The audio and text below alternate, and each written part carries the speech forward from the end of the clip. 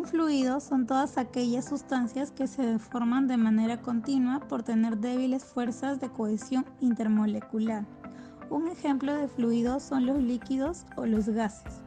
Los líquidos son un estado de agregación de la materia. Sus moléculas no están tan próximas como las de los sólidos, pero están menos separadas que las de los gases. Los gases igualmente son un estado de agregación de la materia, pero en este caso moléculas interaccionan débilmente entre sí sin formar enlaces moleculares. Algo que puede diferenciar a los fluidos es el efecto que tiene la fuerza sobre ellos. Los líquidos son altamente incompresibles, su volumen es casi constante en un rango de presión. En cambio, los gases son muy compresibles, experimentando grandes cambios de densidad con la presión y la temperatura. Densidad. La densidad se calcula yendo la cantidad de masa contenida en un determinado volumen. Muchas sustancias tienen diferentes densidades, como por ejemplo el aire, el hielo, el hidrógeno y algunos metales. Pero en este caso hablaremos del agua. El agua, según la teoría, tiene una densidad con un valor aproximado de 1000 kilogramos por metros cúbicos.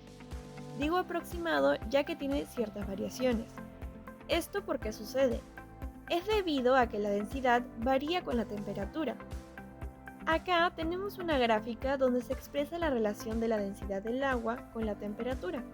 Y podemos observar que la densidad máxima del agua se encuentra al estar a 4 grados Celsius.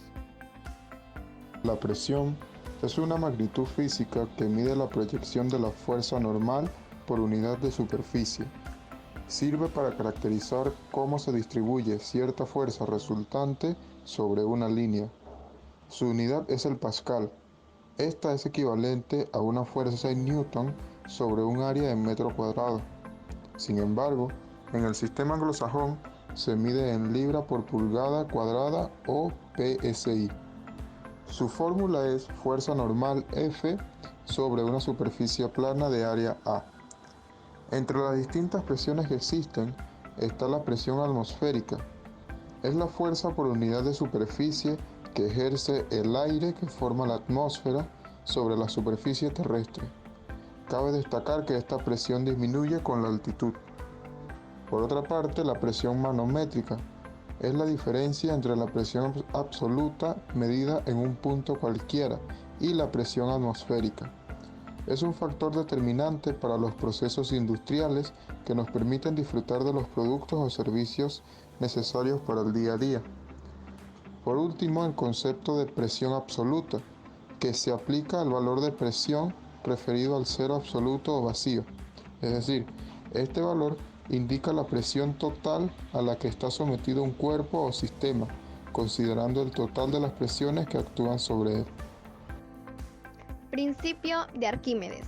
Establece que todo cuerpo sumergido total o parcialmente en un líquido experimenta una fuerza de parte de dicho fluido denominada empuje hidrostático.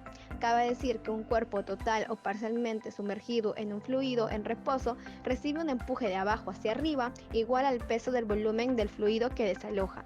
Como vemos en la imagen, si la fuerza del peso es mayor que la fuerza del empuje, el objeto se situará en la parte inferior del recipiente, pero si la fuerza del peso es menor que la fuerza de empuje, el objeto flotará.